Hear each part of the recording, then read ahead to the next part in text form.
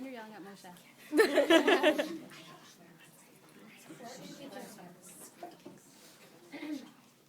Hi, I'm Ayala. This past summer, I was a camper at Camp Simcha Special. When I say this, it almost doesn't seem real, because until February of last year, I didn't think of myself as special at all. I was just a regular 10-year-old girl enjoying school with my friends, always looking for a good time with nothing but homework to worry about. I was a total party girl, loved dressing up my mother's heels and making fashion shows on Shabbos afternoon. I would get way too excited about baking and cake decorating, and I lived for doing arts and crafts. I was known by my classmates as the girl whose projects always came out the coolest.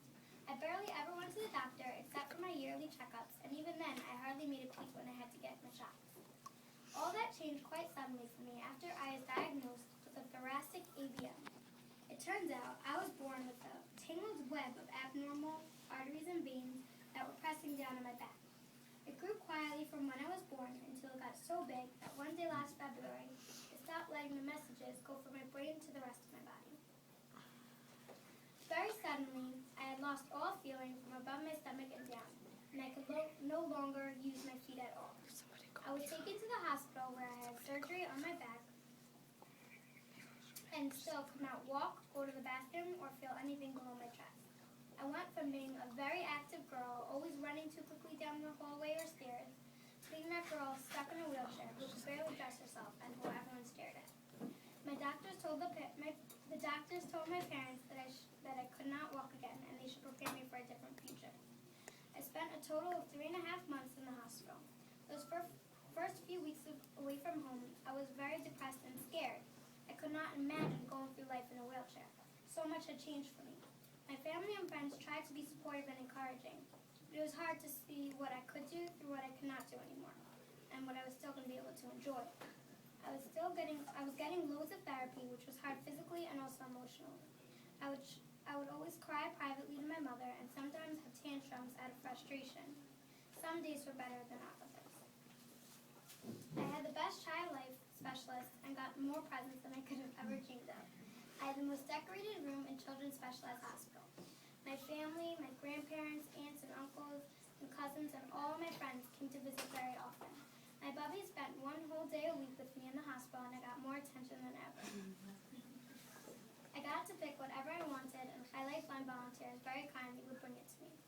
When I had to spend my 11th birthday there, my friends' mothers arranged an amazing surprise party for me, and my whole class came.